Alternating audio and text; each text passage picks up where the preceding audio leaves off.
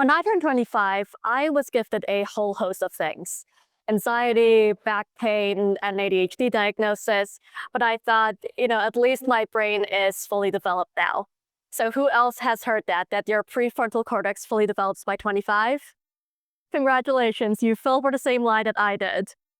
So there has not been a single study that actually says your brain fully develops by 25. What happened was that there were a series of studies then that showed different levels of maturity between your late teenage years to your early 30s, but there was never one that actually had 25 as the golden standard. Let's try one more fact here. Who here has heard that carrots can give you night vision and they're the absolute best vegetable for your eyes? Seen a few hands there, and that is also a lie. So, carrots here are not even the best vegetable for your eyes. That's more leafy greens like spinach or kale. And the carrots give you night vision myth actually came from the 1940s when the British Army launched a propaganda campaign because they had radars that enabled them to see enemy forces in the dark. And they didn't want the Germans to know, so they told everyone our soldiers can see in the dark because we eat carrots. One more here, a little more outdated, but who's heard that women are worse drivers than men? Couple hands there. So that one too, studies show that men tend to be more confident drivers while women tend to be safer drivers. But what is true is that women tend to be more injured in car accidents than men. And that's not due to any mental or physical differences, but that's more due to car safety optimization. So why did I just bombard you with all of these lies? Because we process the world by looking at data. And a lot of data available is flawed. And when we take action based on flawed data, that also produces flawed actions. A lot of the data about you can be wrong. The data that your leaders are seeing, your companies, your workplaces, your governments, your institutions, a lot of that can be very flawed. So if there's one thing that I want you to take from the talk today, it's that we need to think critically about the data that exists so we can take action that is inclusive, empowering, and accurate. And we can avoid falling through the cracks of big data. A few years ago, my friend Jessica and her husband were involved in a car accident, and Jessica was pregnant at the time. And she realized that her husband was a lot less injured than she was, even though they were both wearing their seatbelts. And her husband was in the area of the car that was more damaged than hers. Now, what she realized as a car manufacturing engineer was that the mannequins used for car crash testing that was mandated by the government were all male body proportioned. There weren't really any female body proportioned mannequins, and much less pregnant mannequins, which she was at the time. She realized that this was a very large data gap, especially since the 70s and 80s, there have been research conducted about fetal injury due to maternal seatbelt trauma. But there was so little data about it. Why is that? So data gaps happen when information is missed, when the right people are not asked the right questions about the things that pertain to them. There are actually more licensed female drivers than there are male drivers in the United States where Jessica was, but still the mannequins that were being used by the NHTSA were all male body mannequins. As a consequence, women are 40 to 70% more likely to be moderately to seriously injured in a car accident than men are, especially in the lower body area, the pelvic region and lower, because that tends to sit a little closer to the ground and be a bit more wider proportion than men. Similarly, in the nutrition industry, a lot of supplement testing does not involve female or elderly participants. And when these vitamins are actually launched, it results in a lot of side effects as well as inefficiency.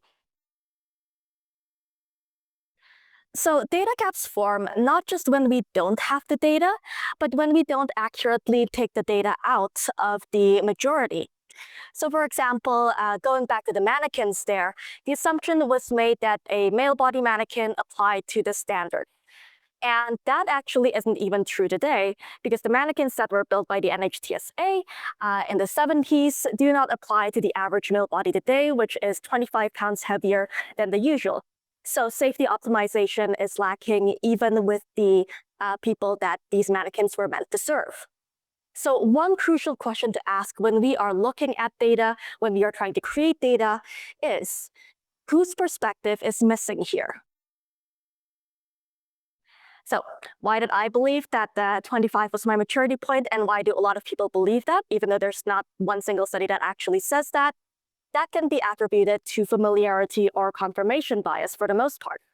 So I heard that data point so often that I actually believed it. I thought that someone would have done their research, and that wasn't actually true. But when I reached 25, I looked at people who were over 25 and under 25, and I drew my own conclusions about their maturity points based on this pre-existing that I belief that I had. And that is called confirmation bias. So biases are the lens with which we view the world, and these are sometimes skewed, and skewed lenses result in skewed actions. The diagnosis of autism started with Hans Asperger and Leo Kanner. Both were very revolutionary in their fields, but they also held certain beliefs back then that still impact the way we view autism today that's a little more negative. So Kanner believed that autism was a result of cold parenting styles, and this resulted in a lot of stigma and a lot of shame for the parents of children with autism and this frantic search for a cure, such as using LSD, electroshock therapy, and very abusive institutional practices. On the other side, Asperger lauded people with autism, but only the ones who were high functioning. He said that they were geniuses, but the ones who were low functioning, he said, were feeble-minded. And because he was a 1940s German scientist, this resulted in a lot of very abusive institutionalization for the people who were considered low functioning. And these views continue to color our view of autism and neurodivergence today, even though scientists today consider neurodivergence as more of a naturally occurring and not uncommon cognitive difference that comes with its own strengths. There is still a lot of stigma and ostracization and bullying associated with having neurodivergence today, and as someone with neurodivergence, I would know that. So a very important question to ask with looking at data is, what biases could I have when I am looking at this data set, and what biases could have existed in the ones who were creating this or sharing this in the first place? And another problem that contributes to data flaws is that there is a lot of it, and a lot of it is wrong. Technology ethicist James Williams talked about processing data in today's technology world, as playing Tetris, where each information is a block, comes across your screen, and at first you can manage it, but eventually the volume and the rapid pace does end up overwhelming you. And because there's so much data and a lot of it is incorrect, we tend to go for the easiest option, the most accessible data point rather than the most accurate one. And this comes with its consequences. So let's talk about data and distraction.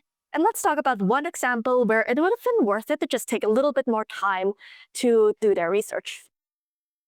In 2014, there was a blog called 538, which was owned by ABC News, and they launched an article about kidnappings in Nigeria.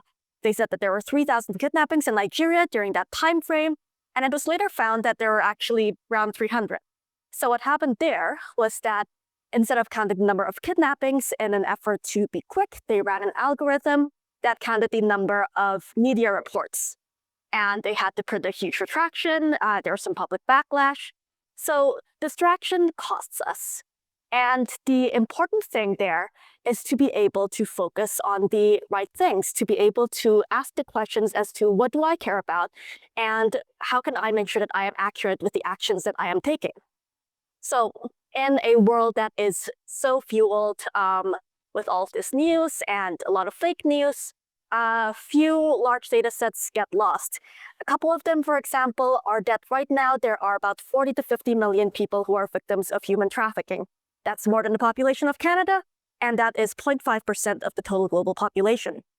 Another one is that we have enough resources to feed over 10 billion people. So Thanos was wrong. It was never a matter of enough resources. It was a matter of access and distribution. Another thing, ChatGPT. One prompt generated from ChatGPT takes 5 times more electricity than it does a normal internet prompt.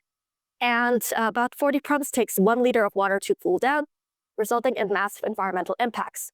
So these are causes that I care about, and I took some time to look into before I shared them, before I started donating, before I committed the actions that I wanted to do. So it's impossible to take a look at all the data pieces in the world, but it is possible to focus on the pieces that are important to you and those around you. So another question I invite you to ask is, where should I spend my focus? But another problem, data lies. We know this, Mark Twain knew this. So let's talk about when the lies are deliberate. Everything that we've talked about so far could be attributed to misinformation, something unintentional. So there's a saying that says, don't attribute to malice, which can attribute to incompetence. Let's say gaps and distraction and biases, they all come from pre-existing systems that may not necessarily be deliberate. But there are a lot of cases where disinformation happens, and disinformation is deliberately manipulating data in a way that serves someone and may not serve someone else. So, for example, the Murdoch family is considered some of the most influential figures in the political space in the Western world. And they are not politicians, they are media moguls. They own Fox News, they own the Wall Street Journal, they own the Australian, the Sun, and a lot of other places where you would get your news. So despite not being politicians, they do have a huge impact because they are the ones who craft your narrative. More innocuous example, if we remember, is the carrots here. So the British launched a huge campaign and spent a lot of money into making sure that people believed that carrots were the reason their forces could see German soldiers. And this was not true. But despite being debunked years ago, we still believe this. So who controls your data is also important. Therefore, a really important question for us to ask is, who is presenting this data to us, and how do they benefit from that presentation that may or may not align with the actual interests of those this data is meant to serve? Let's go back to AI.